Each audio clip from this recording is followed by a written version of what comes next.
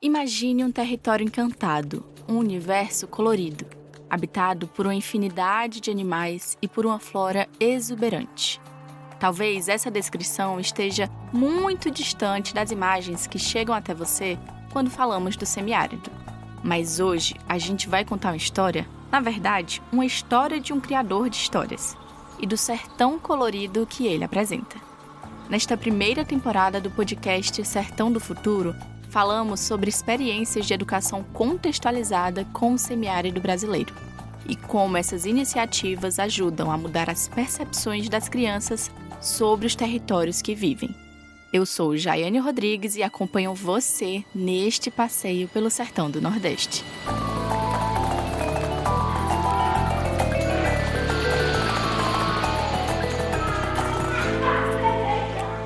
Sertão do Futuro, um podcast da Cajueira, projeto de fortalecimento do jornalismo independente dos estados do Nordeste. No primeiro episódio, a gente viajou para Massaroca, distrito da cidade baiana Juazeiro, no norte do estado. Se você não ouviu, recomendo voltar lá. Hoje vamos para um território encantado. É um mundo de fantasia que ensina muito sobre realidade. O sertão de Tita é um mundo colorido, único, de uma preciosidade gigante. Cobiçada por colecionadores abastados, perseguida por traficantes, a menina Tita misteriosamente criou asas para voar pelo céu da Caatinga. Tita é personagem de um livro de ficção, mas essa história começou há muito tempo, a partir de outra história. A de um ambientalista e escritor baiano que criou a menina de asas, o Vitor Flores. A história minha com a Caatinga é uma história de vivências da minha infância. E tudo arremete como foi a minha infância lá em Campo Formoso, no interior da Bahia. Pegando carona na fala de Vitor, a gente precisa explicar um pouquinho o que é a Caatinga. Bioma originalmente brasileiro, que nos ensina muito sobre resiliência climática. Ele se concentra no sertão do Nordeste, região do Brasil dominada pelo clima tropical semiárido, que é quente e seco. Agora puxe no fundo da sua memória como era a rua que você morava na infância. Era calçada, tinha árvores, tinha crianças brincando nela? Eu morava na rua que era considerada uma das ruas mais feias da cidade. Ela não tinha calçamento, não tinha poste na frente. E eu não achava feio, porque assim, era meu parque de diversões. Sempre no final de tarde eu via vagalumes todas as noites, assim. Isso era genial, assim. Pra mim foi o que marcou a minha infância. Isso me traz uma lembrança bonita da minha infância. O ritual de sentar na calçada do meu avô, lá no Chaparral, sertão do Ceará, e olhar as estrelas. Mas não podia contar, senão criava verruga, ele dizia. Eu olhava pra cima, esticava bem o braço e apontava para as Três Marias e uma outra estrela que não lembro o nome. Meu avô, seu Martinho, dizia que era a estrela guia dos pescadores que se aventuravam nas águas. Foi o céu mais bonito que já vi até hoje. Eita, que eu quase me perco lembrando disso aqui. Voltando para o escritor Vitor, ele cresceu, se mudou e passou uns anos sem as noites de vagalumes. Aos 15, 16 anos, por aí, ele retornou para Campo Formoso. Mas tudo estava diferente. Quando eu voltei para a cidade, eu vi que aquilo que eu achava lindo virou cidade. Tinham casas no lugar, esgoto, e realmente eu fiquei em choque, assim. Foi nessa época que Vitor decidiu. Seria ambientalista. Começava então a sua trajetória com as palavras e a defesa pelo semiárido. Ele escolheu estudar agronomia. E logo no primeiro dia de aula, o destino tratou de colocar a ararinha azul em seu caminho. Já já você descobre como isso aconteceu. E eu queria contribuir de alguma maneira com o meio ambiente para que as crianças tenham essa vivência que eu também tive, sabe? Tem tempo que muitos estudos confirmam a relação forte que existe entre as atividades lúdicas da infância e a capacidade da criança refletir ainda mais sobre a própria realidade, a cultura e o local em que vive. A educadora e docente da USP, Tizuko Morishida, afirma que existem muitas formas de aprendizado na primeira infância, e a atividade lúdica vira uma ferramenta de conhecimento. Então, a brincadeira é importante, eu diria, para todas as áreas do conhecimento. Ela aprende a pensar e usa essa forma de pensamento para descobrir o mundo dela. É por isso que o céu da minha infância ou a rua onde Vitor viu os vagalumes foram tão importantes para que a gente tivesse uma visão diferente sobre a Caatinga, gravada no inconsciente infantil. Crescer sabendo a fauna, a flora e toda a complexidade da Caatinga, que ocupa a área do semiárido brasileiro, é poderoso e bem diferenciado. O semiárido brasileiro costuma ser representado na mídia como uma área que não produz conhecimento e o povo sertanejo é tratado como atrasado, matuto. Por isso, seria preciso trazer conhecimento de fora. Mas a realidade dos territórios é bem diferente. Semiárido é lugar de criatividade, inovação e de caminhos. E nós estudamos sobre um livro chamado Tito e o Mistério do Velho Chico. A ararinha azul, ela está em extinção e mede cerca de 57 centímetros.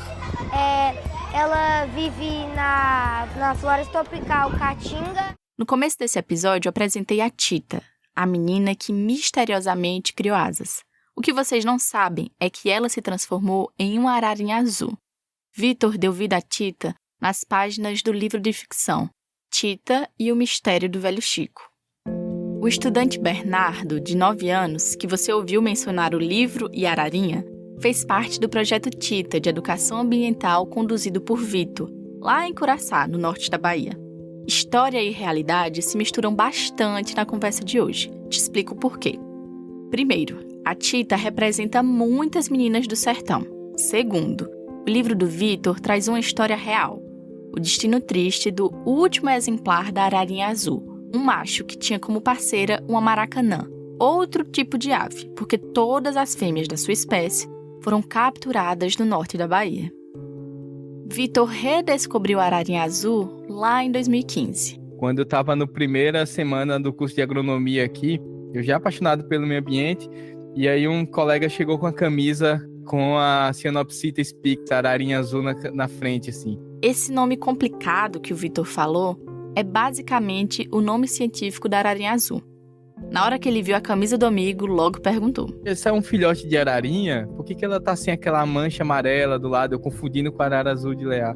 Vitor acabou confundindo duas espécies diferentes. A ararinha azul tem cerca de 57 centímetros, cauda longa e asas estreitas. O azul domina suas penas, mas com leves toques esverdeados na parte de baixo do corpo. Ela tem bico preto, perna cinza e olhos amarelos, além de ser exclusiva do bioma da Caatinga. Também existe a arara azul de Lear, que geralmente é maior, chega a 75 centímetros. É menos brilhante e tem uma mancha amarela no bico, o que facilita diferenciar as duas espécies. E assim como a prima ararinha, também pode ser encontrada no norte da Bahia. Agora ficou mais simples diferenciar, né? O amigo de Vitor também desfez a confusão. E aí ele falou, não, peraí, cara, tu tá confundindo, isso aqui é ararinha azul, foi declarada extinta nos anos 2000, a gente não tem nenhum exemplar no país, ela é endêmica aqui da região de Curaçá, eu fiquei em choque. A partir daí, eu comecei a pesquisar tudo sobre a ararinha. As ararinhas azuis estavam em extinção há mais de 20 anos. Em 2022, foram reintroduzidas na natureza. O local escolhido foi Curaçá, onde a espécie foi vista pela última vez. Lembra da história do último macho com a fêmea maracanã? Pois pronto, foi lá em Curaçá.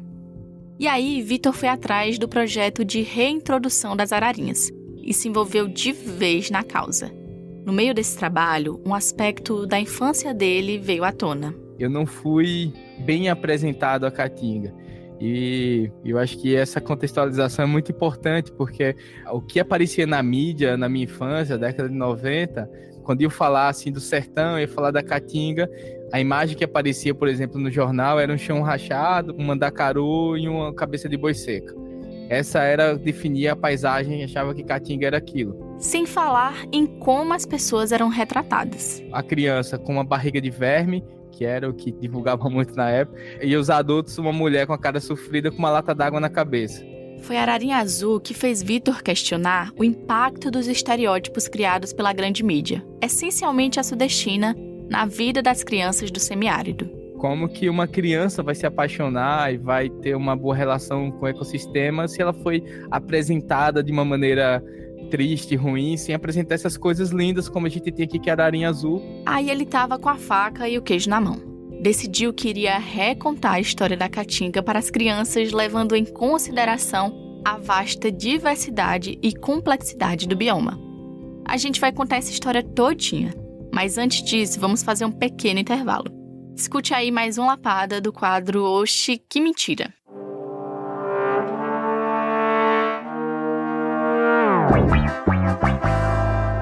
Oi, eu sou Yasmin, moro em Itauá, no interior do Ceará. Que história é essa?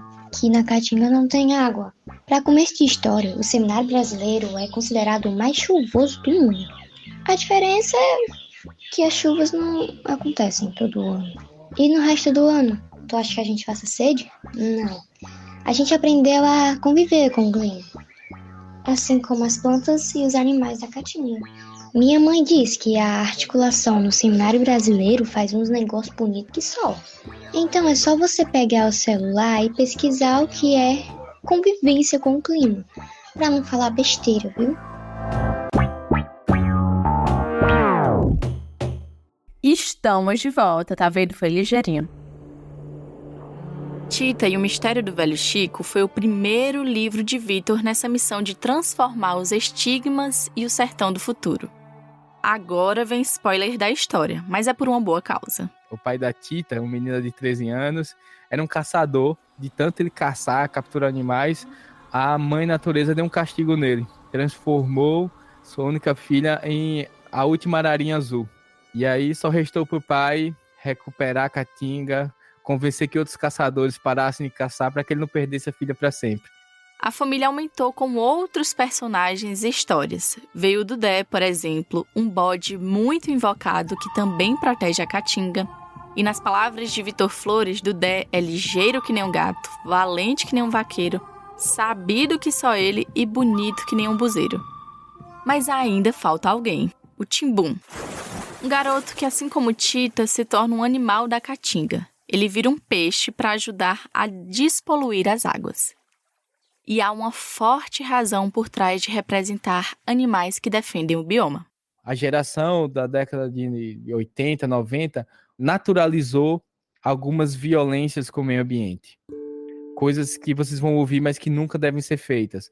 Mas era natural as pessoas colocarem sal em um sapo, acabar matando o bicho. Era normal as crianças terem um estilingue, badog, não sei como que chama na tua cidade, mas eu conhecia como badog, que era uma baladeira para atirar em passarinho só por diversão, capturar passarinhos e colocar em gaiolas. Então, essas violências acabaram normalizando quando algo muito grave acontece na Caatinga. Daí vem a necessidade da educação contextualizada para situar a criança no local em que habita. O primeiro impacto de você trazer um senso de valorização e de pertencimento para essas crianças é apresentar de uma maneira bela para que ela tenha esse vínculo e que ache bonito e que a partir daí ela vai ter outro sentimento e cuidar.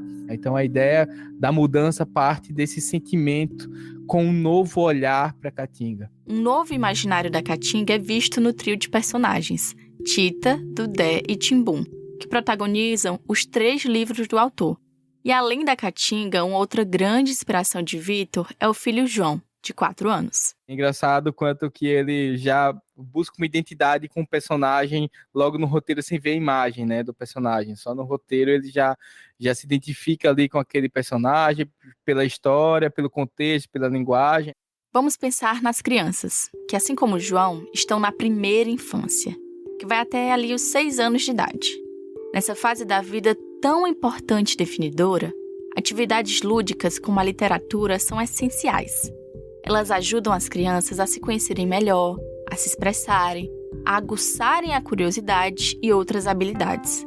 É por isso que o Vitor traz elementos da região para que, ao lerem um livro ou ouvirem alguém lendo, as crianças possam se identificar com os personagens. Imagina só para uma criança que vai conhecer a Caatinga agora de uma outra maneira, tá lendo um livro ali de um autor que pode encontrar no colégio.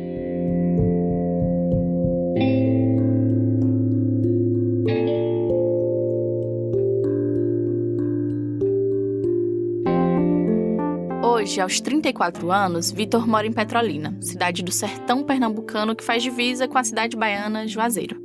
Algumas escolas de Petrolina já utilizam as obras de Vitor como livros paradidáticos. E o próprio escritor vai pessoalmente até seus leitores. E é lindo quando as crianças, poxa, ele tá vivo. Eu escutei várias vezes isso. Porque eu estou acostumado a ler livros de autores de 1800, 1900 que já morreram. Então, é muito engraçado isso. Eu tenho uma caixinha aqui onde eu guardo todas as cartinhas, né, das crianças. Então, olha o tamanho da caixinha. Nossa, enorme! Ó, Victor Flores. Oi, Victor Flores, eu sou sua fã. Parabéns pela criatita. E os livros, eu amei a sua história. São os fãs mirins que o fazem continuar com esse trabalho árduo que é divulgar a Caatinga Encantada.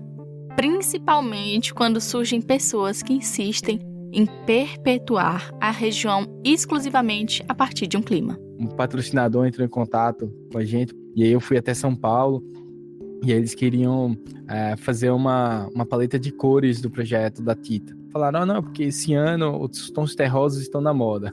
Tu imagina a cena, né? Vitor educadamente fez uma intervenção. Vou ter que explicar para eles aí, ó, abre aí o computador, coloca aí, Tabebuia Áurea. Aí ele foi lá, colocou Tabebuia Áurea, apareceu uma caraibeira linda com céu azul, e eu tava lá em São Paulo, no 20º andar no Morumbi, eu falei, olha pela janela aí, esse azul tem aqui, esse amarelo da caraibeira tem aqui, ararinha azul também mora nessa caraibeira aí, e essa bromélia do jardim de vocês é da Caatinga, então eu acho que os tons terrosos ficou por aqui, aí vocês já sabem o final, né? Qual o palpite de vocês? A gente não fechou. Quem ainda não entendeu ou não quer apoiar as novas possibilidades da Caatinga, acaba ficando para trás, não tem jeito. A Caatinga, que foi marginalizada historicamente da forma ambiental no país e de outras formas, a gente não pode deixar que problemas sociais e políticos sejam colocados como reflexo do ecossistema. A grande lição nesse caso é que as obras infantis e os ensinamentos da Tita, do Timbum e do Dudé não devem ficar restritos ao público da primeira infância. Fui buscar elementos da minha infância para poder estar contando essa história e também pudesse atingir não só as crianças, mas os pais, porque os pais vão ler para as crianças, vão assistir junto. Então eu digo que o conteúdo é para crianças de 0 a 100 anos, né?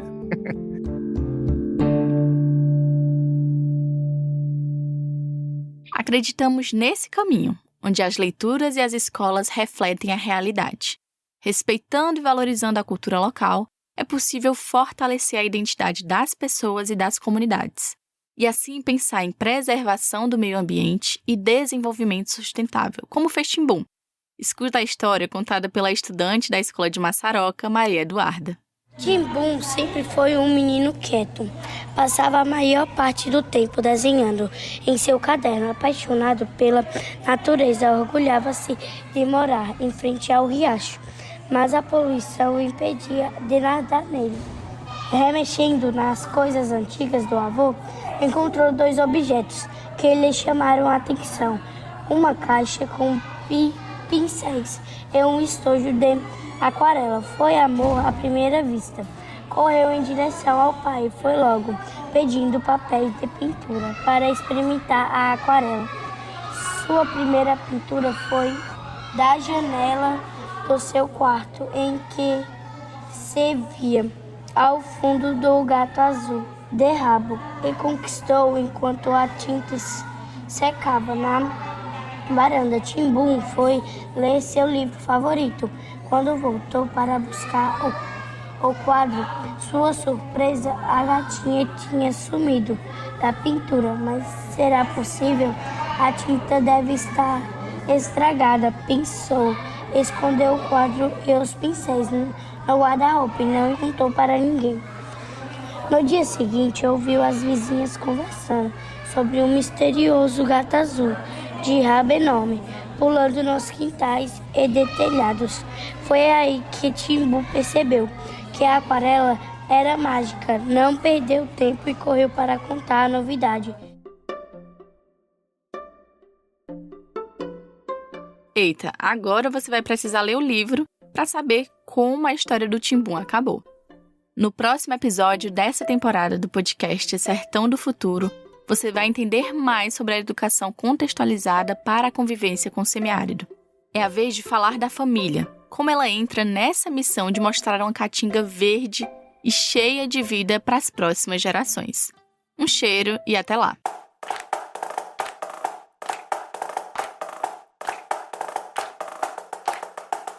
Você pode acompanhar o trabalho do Vitor Flores no Instagram, @VitorFlores33 ou no site vitorflores.org.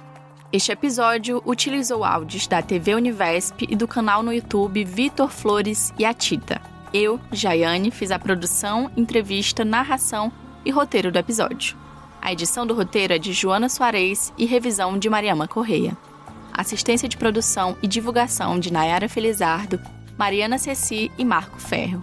Edição de áudio de Luan Alencar. Trilha sonora de Vitor Oliveira. A identidade visual é de Andressa Dantas.